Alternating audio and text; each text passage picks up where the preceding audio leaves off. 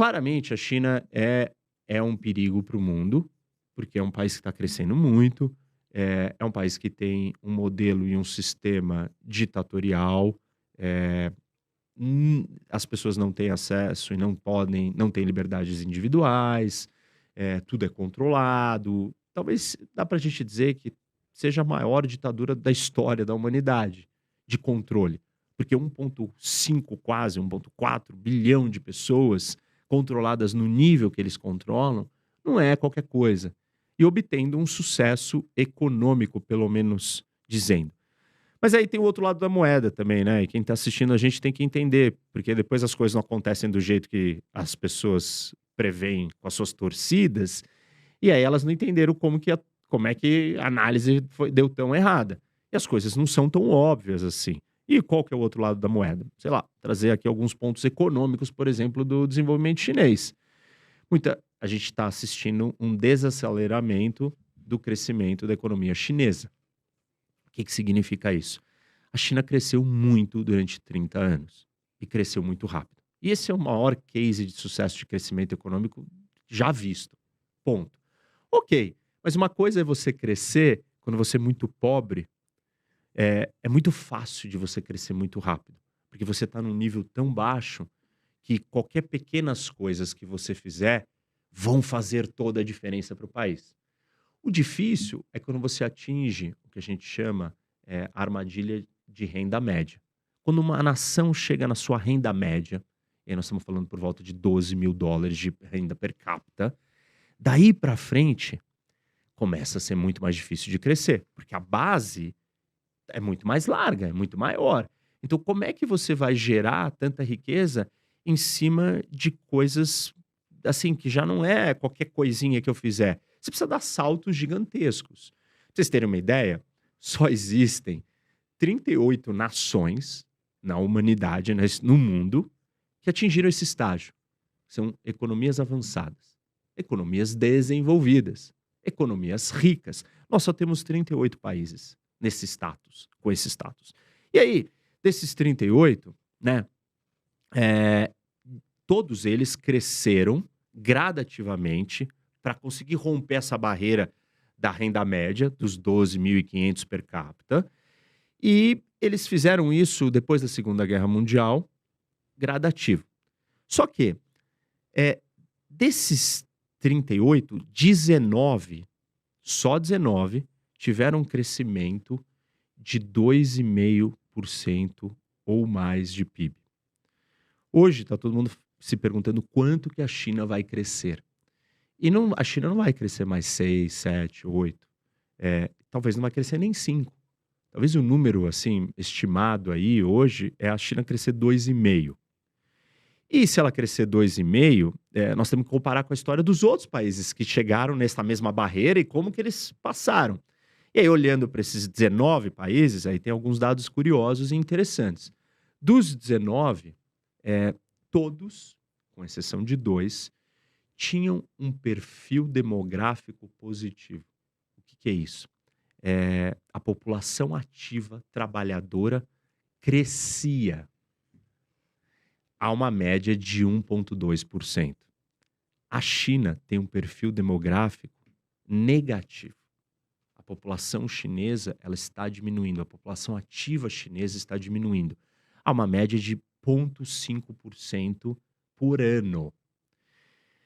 Você tem as 2 exceções que eu comentei, Lituânia e Letônia conseguiram crescer acima dos 2,5% ou 2,5% por ano, passando dos 12 mil de renda, mesmo não tendo um perfil demográfico positivo. Mas aí não é só a questão positiva, porque para você crescer você precisa de algumas coisas, você precisa de capital, você precisa de mão de obra e você precisa de produtividade. Produtividade é o bom uso do seu capital, que seria o quê? Quanto dinheiro que eu coloco para gerar mais dinheiro. Pra vocês terem uma ideia, hoje a China precisa colocar $8 para gerar $1 de PIB positivo. Por que isso? Porque esse é o que a gente chama de capital não produtivo. O que que é um capital não produtivo? Ele não é eficiente. Então, assim, eu construí uma estrada em cima de outra estrada que já existe. Tipo, eu vou ter retorno com aquela estrada? Não, já tinha uma estrada ali. Mas eu preciso ter uma outra estrada? Não, esse capital ele não vai me retornar da mesma maneira. E a China está num estágio de desenvolvimento econômico aonde ela está gastando nas mesmas coisas, sem ter o mesmo retorno. No começo, há 30 anos atrás, a economia chinesa precisava de infraestrutura, como o Brasil precisa. Mas depois de 30 anos de investimento, não adianta você construir mais 300 milhões de quilômetros de trem-bala de daqui para cá. Porque já tem um trem-bala, porque já tem uma estrada, porque já tem um aeroporto. Não tem gente para usar esse aeroporto. Então, esse investimento, ele começa a ser não produtivo. Se a gente comparar uma década atrás, a China tinha que gastar $4 para gerar $1 de PIB, de crescimento de PIB. Hoje está em 8. Ou seja, o capital chinês está sendo muito mal usado. Isso tem a ver com o modelo econômico chinês. Por que isso acontece? Porque é óbvio que você tem os interesses de um partido único, você tem as decisões econômicas sendo tomadas por critérios muito mais políticos do que só econômicos.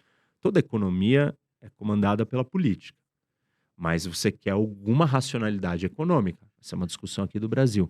O Banco Central deve ou não mexer nos juros. A vontade política do Lula é que mexa nos juros. Sim. Qual que é o critério econômico? A inflação tem que estar controlada para fazer os isso. dados econômicos. Então, assim, mas o presidente do Banco Central não tem nenhuma visão política? Até tem. Mas se ele só usar a política para tomar a decisão, nós vamos ter problema. Exato. O que eu quero dizer é que o modelo chinês, ele é um modelo de proteção das vantagens políticas em primeiro lugar. Uhum. Tudo que eu faço tem um objetivo político. Então, eu quero te dar emprego. Não é porque eu escolhi o caminho mais produtivo economicamente. É porque se eu não te der emprego, você vai sair na rua para protestar e você vai derrubar o Partido Comunista Chinês. Então, a lógica política, ela impera no modelo chinês. E uma hora, isso ia ter que aparecer. As pessoas estão sonhando, babando, maravilhadas. Nossa, mas a China, ela é tão gigantesca. Ela consegue pegar e falar, vamos construir uma estrada e desapropria, tira todo mundo da frente, a estrada fica pronta em 1 mês. Parece tudo maravilhoso. No começo, foi maravilhoso. Daqui para frente, a lógica econômica precisa entrar dentro do sistema chinês. Só que isso vai na contramão dos interesses daqueles que detêm o poder. Então, voltar só um pouco para a história da dívida, né? Que eu falei que você precisa, então, de mão de obra. Então, a China tem um perfil demográfico ruim. Ou seja, difícil dela continuar mantendo esse crescimento. Mas tudo bem, ela vai ser fora da curva porque ela vai crescer os 2,5% e com um perfil negativo. E nenhuma grande economia conseguiu fazer isso desse jeito como ela está fazendo. Tudo bem. Mas aí a gente tem que olhar para a dívida. E aí, lembra aqueles 19 países que conseguiram passar? A gente olha para os 19, todos eles tinham uma dívida média de 170% do PIB. Nesse momento que eles estavam passando essa renda média de 12.500 per capita. A China, até 2008, antes da crise econômica, tinha uma dívida de 150% do PIB. De 2008 em diante, ela começa para suplantar a falta de consumo dos Estados Unidos, das exportações. O modelo econômico chinês, ele transita de uma economia primariamente de exportação para uma economia de investimento. Quem que está fazendo esse investimento? O governo. Uhum. E aí a gente volta para esse problema que eu estava descrevendo do investimento ser alocado não com uma lente econômica, mas com uma lente política. E aí, então, você começa a gerar muito investimento em coisas que não dão retorno. E o endividamento chinês começa a crescer. E aí, até 2015, dos 150%, cresce para 220% do PIB. Hoje, está em 275% do PIB, a dívida chinesa. Nenhum país conseguiu, grande, desse tamanho, vencer a barreira da renda média de 12.500 per capita com uma dívida deste tamanho. E a dívida só tende a crescer porque o capital está sendo mal alocado. Porque é um investimento não produtivo. Voltamos para o problema inicial, né, da alocação política e não econômica. E aí, assim, então, o que está em jogo, né? Vamos olhar. Se a China vai crescer 2,5%, isso é otimista, vai. Talvez ela não consiga bater os 2,5%. E os Estados Unidos crescer 1,5%, e a gente manter inflação meio na média, moedas estáveis e tal, a China não consegue, gente, passar os Estados Unidos, e se passar, nem em 2060. Então, isso que a China vai se tornar o maior país do mundo, você não acredita que isso possa acontecer, digamos, nos próximos anos? Mas não está perto. As previsões inicialmente, há 10, 15 anos atrás, eram em 2020 a China, o PIB chinês vai passar o PIB americano. Não aconteceu.